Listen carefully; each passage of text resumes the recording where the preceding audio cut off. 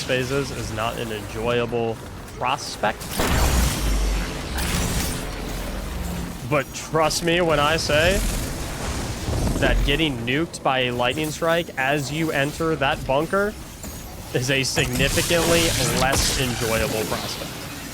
And it is something that will make you very, very, very upset. And it'll feel very demoralizing.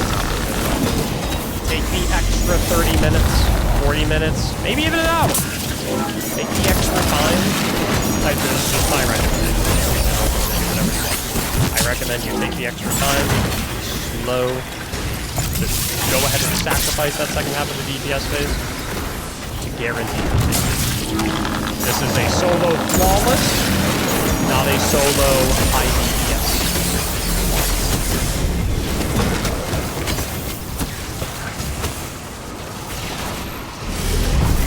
And just like that, you officially solo flawless.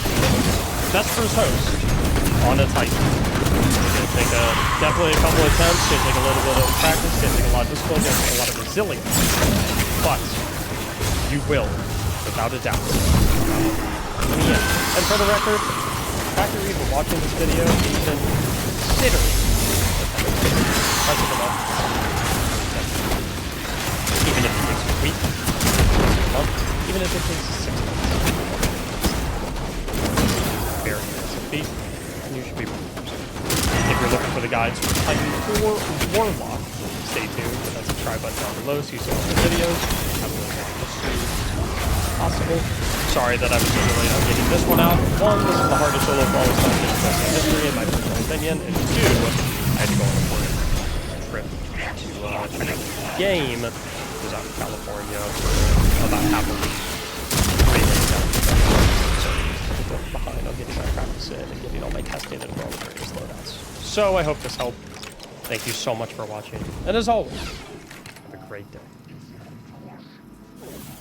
Welcome to How to Solo Flawless, the new Vesper's Host dungeon in the safest and least infuriating way possible using builds and loadouts that you have access to. Today we're going to be showing you how to do it on Titan, and if you are looking to do this on Warlock or Hunter instead, step 1 is to make sure you subscribe to the channel so you can catch that guide video when I put it out. But I do also recommend watching this one as a lot of people in general, and it'll be a lot of information to take with you in your runs with other classes. I also, generally speaking, feel like Titan is one of the easiest options for this, so even if you do generally lean towards other classes for solo flawlessing, I would say consider giving Titan a go. So the way we're going to do this is I'm going to show you my build that I use for each encounter, and then I'm going to go through an example phase, maybe even 2 phases depending on the encounter.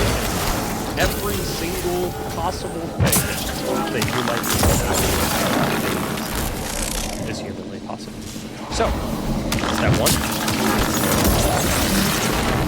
Thanks for clicking on this video, by the way. I'm glad you're here. It's great to see you. Hope you're having a good day. Buckle in. Probably the hardest solo flawless dungeon we've ever had. And it's going to take a lot of endurance, discipline, and resilience. But I believe in it. And I know. So you've got it.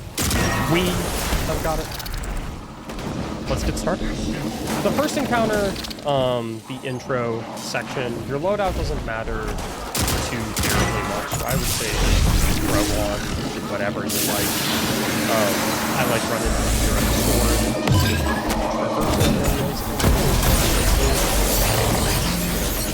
What you run. I also like running Wither Horde a lot in this section. It's a lot of Sword Marauders. So when all the Sword Marauders spawn, I can just go ahead and pop the Wither Horde down on the ground.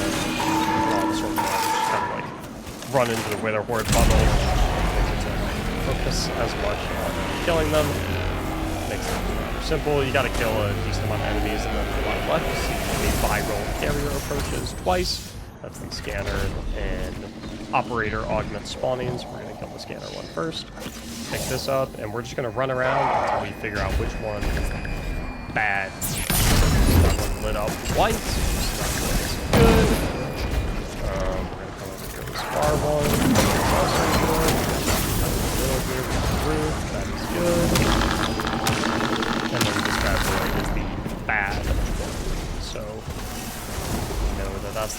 not going to shoot. Big tip I have for you here that is going to carry on into the next encounter is there are always going to be more direct keypads that you have to hit than there are going to be keypads. Do not die. I always recommend that when you're doing like verbal call-outs to yourself, which I think is very good. You hear me doing that when I get the first encounter. Call out the keypads that are wrong. Right? So instead of trying to remember the keypads that are correct, remember the keypads that are wrong. It's just less information that you have to keep inside your brain. That's what I do, at least. If you have a different process that works for you, feel free, but we'll get more into that as we get into this first encounter. Do want to note, as we're rolling up into the first encounter, the ball duplication glitch for the first encounter has been patched, so you will not see me showing that off. I try to avoid showing cheeses in these guides because they do tend to get patched, so I wasn't going to show that anyway, but if you've seen it elsewhere, it is now patched. So, for this first encounter, I think Thunder Crash is absolutely spectacular. So we're going to be going Thunder Crash on Prismatic. I've got Thruster, I've got Frenzy Blade, classic knockout and concentration combo. We're getting 3 concentration options. It's going to heal us and do bonus melee damage. That's really, really nice for the very large tanky enemies that we have to kill in each wing. I just go ahead and go with Shackle Grenade to give a preference for different grenades if you can. And then we are, of course, Purpose, Courage, Freedom, Dawn, and as far as the weapon setup, I really like Wither Horde for this a lot. We'll talk a little bit about why once we get into it. Primary weapon choice, and I like to go with the grenade launcher instead if you like. This is primarily the first and final rig of the encounter. It's a very, very, very tanky one. So I like the grenade launcher, especially with that being well, like the magazine. You'll see how that ends up being really, really nice. As far as mod selection, this is what I'm going with. I'm a double solar siphon. This is, of course, the primary weapon. Mods here are not particularly important, so you can kind of run whatever you want for a certain degree. I have an arc resistance for the sniper enemies. I've got strike resistance because of launchers and shredders and things of that nature. Concussive dampener is always a good go-to. Not a huge deal, but you run into those as long as you got the Thunder Crash. So, slide down, up, slide over here, bring through the system, immediately get out of the pit because the rig is going to come on down, and then I just instantly Thunder Crash this guy. Thunder Crash one-shots every single rig in this encounter aside from the final one, so it's very, very simple.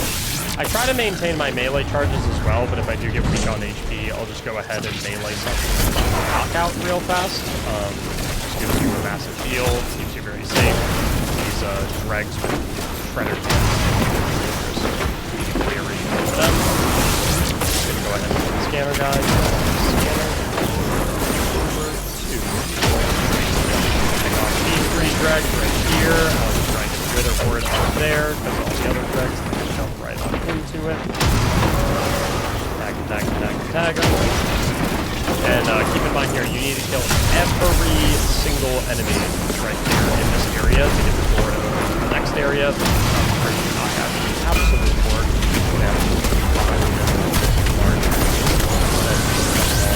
Here, keep an eye on our vital scanner timer. Very important. Keep an eye on that. If you're low on your timer at this point, you take a little bit more time to kill those guys than I did. You can dunk it right here and then immediately pull it back out to get a timer reset. Now you have a fresh minute. Alternatively, if you're a little faster, you can just keep it, come on over here, double consecrate those guys, instantly dead, and then you can get your refresh right over here if you need to. So for this part, like I said, you can number these in